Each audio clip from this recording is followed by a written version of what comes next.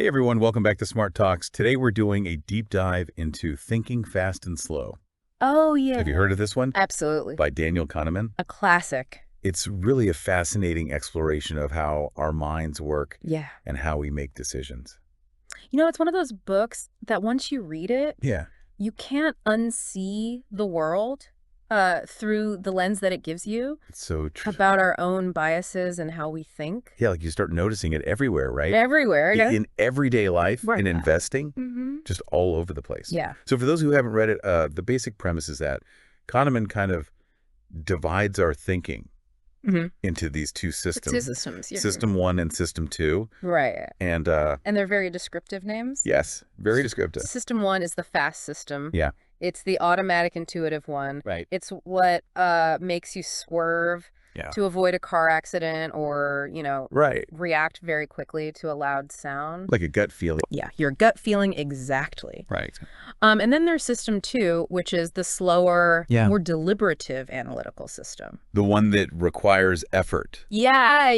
To you. That's where you're solving a math problem or, really thinking through a complex decision. Exactly. So So it's like if I'm trying to decide, what to have for lunch, that's probably System 1. probably system 1. Quick, easy.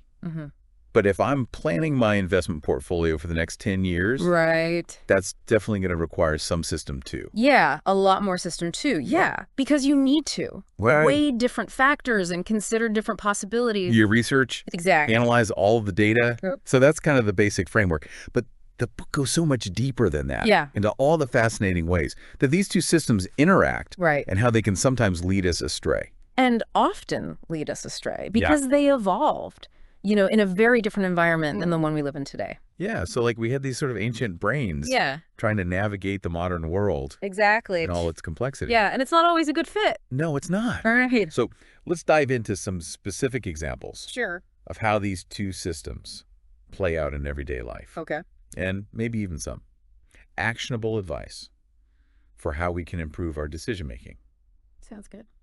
So one of the first things that Kahneman talks about is this idea of the halo effect. Oh, yeah, the halo effect. It's a classic. Yeah. And it's a great example of system 1 in action. So can you explain that a little bit?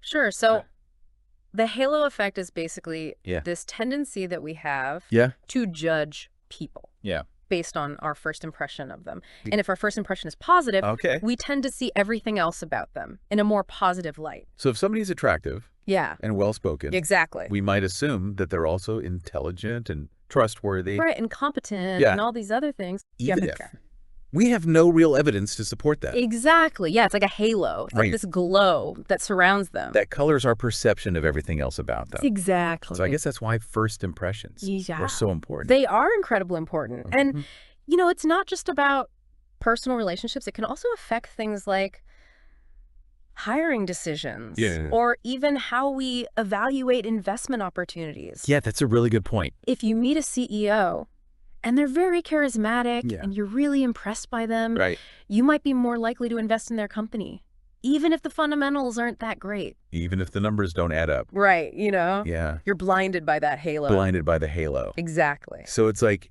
our intuition is jumping to a conclusion based on Yeah. these superficial factors. Right. Superficial cues rather than really carefully evaluating the substance. Yeah, and that makes you think twice about, those first impressions. It does. It does. And really trying to be objective when we're making decisions, Yeah. especially important ones, like investments.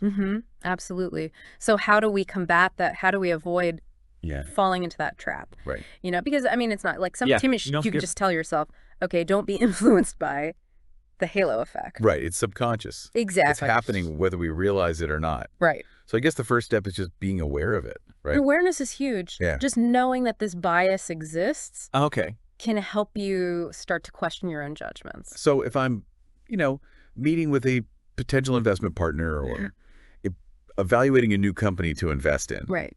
I should really take a step back and try to separate, the person's personality or their presentation style from the actual facts. From the substance of the opportunity. Exactly. Look at the numbers. Yeah, look at the track record. Do your due diligence. Don't just be swayed by a charming smile Absolutely. or, a fancy PowerPoint presentation. Yeah, the halo can be very seductive. It can be. But you got to look past it. See beyond the halo. Yeah. Get to the heart of the matter. To the substance. That's a good one. See beyond the halo.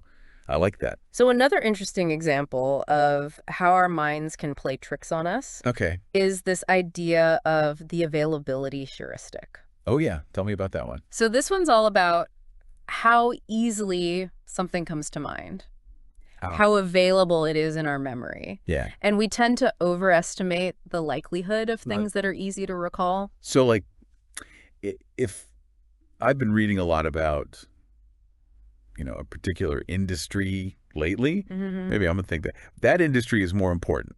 Yeah. Or more promising than it actually is. Exactly. Right. Because it's just top of mind for me. Right. And, this can be really dangerous in investing. Absolutely. Because we might make decisions based on, what's in the news. Yeah. Or what everybody's talking about. Right. Or what your friends are investing in. Instead of really doing our own research. Instead of looking at the long-term trends. Yeah, exactly. And really thinking for ourselves. Right. So how do we avoid falling into that trap? Well, one way is to try to diversify your sources of information. Okay. Don't just rely on the same news outlets or the same social media feeds. Yeah. Try to get a broader perspective. Okay. Read things that challenge your assumptions. Right. And, another thing you can do is to actually keep track of the decisions you're making. Write them down. Yeah, and why you're making them. So I can kind of go back and review and see, okay. Yeah. Was I influenced by, something that I read recently or something that my friend told me? Exactly. And were those good reasons? Or was I just letting the availability heuristic kind of sway my judgment? Right. So it's about creating that self-awareness. Right. And being a little bit more intentional with our decision-making. Exactly. Yeah. Because system one. It's always going to be there. Right. It's always going to be trying to make those quick judgments. It's efficient. Yeah, it's efficient, but it's not always accurate. Right. It's not always in our best interest. Exactly. Okay, so we've talked about the halo effect and the availability heuristic. What other cognitive biases do we need to be aware of? Well, there's a whole bunch of them. I'm sure. One that's particularly relevant to investing is something called confirmation bias. Confirmation bias. I've heard of that one. Yeah, it's a classic. So tell me about it. So confirmation bias is this tendency to seek out information that confirms our existing beliefs. So we're kind of filtering out any information that contradicts what we already think. Yeah, we're looking for evidence that supports our case. Right.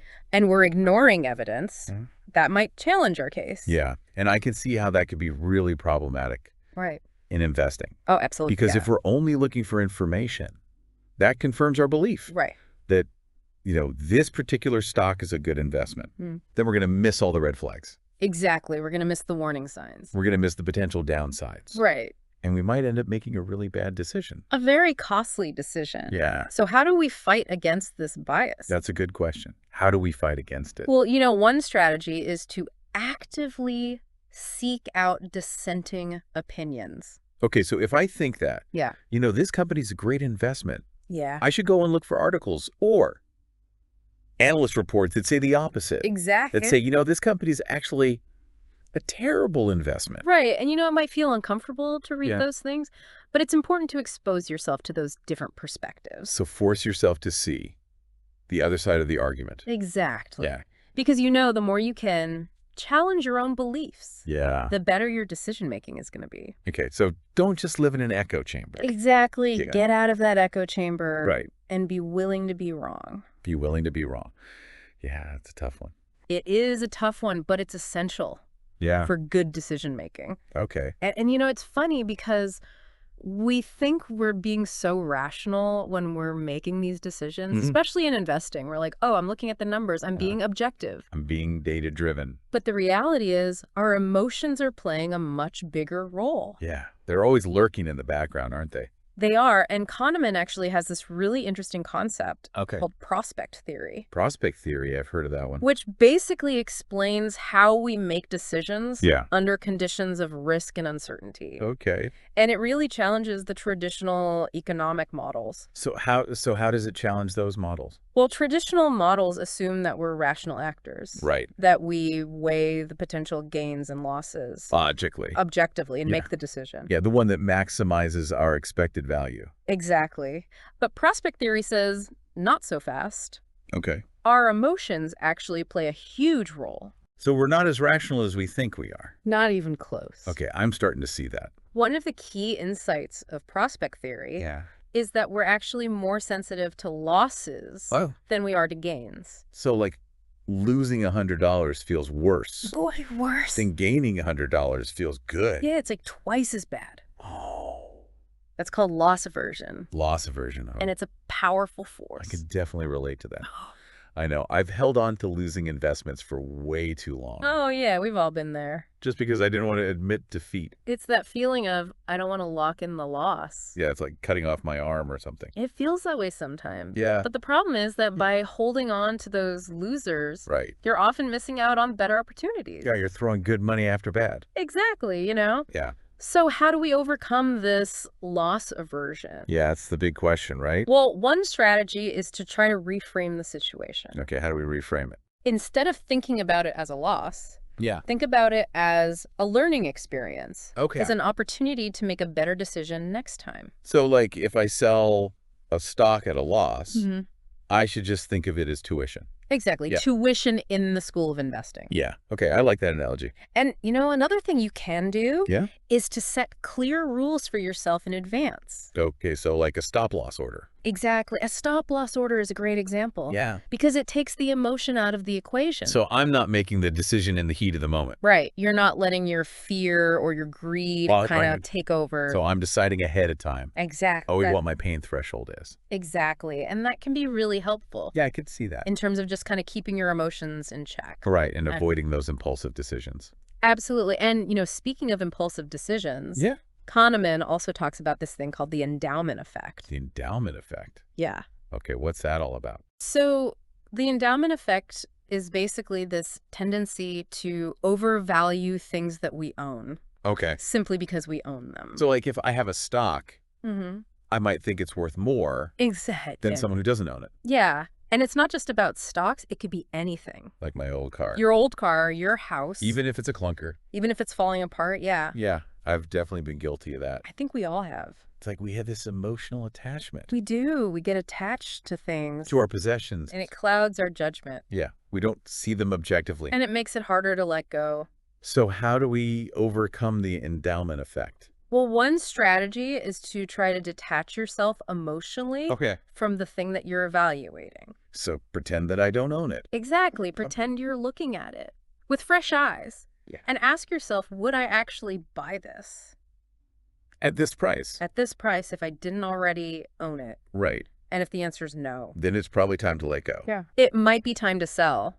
Yeah. Even though it's hard. Even though it feels like I'm losing a part of myself. Oh, I know, but sometimes you got to rip off the Band-Aid. Rip off the Band-Aid. Yeah, that's a good one.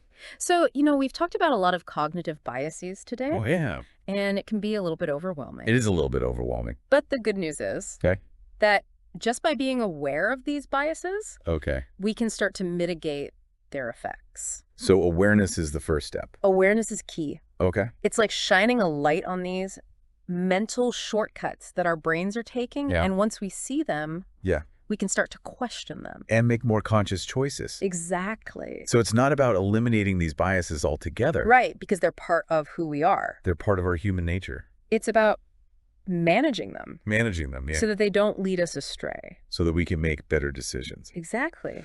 Well, this has been an absolutely fascinating deep dive into thinking fast and slow. It really is a fascinating book. I've learned so much, and I'm sure our listeners have too. I hope so. So if you enjoyed this episode, please like and share it with your friends and family. We want to help as many people as possible understand how their minds work. Spread the knowledge. And make better decisions.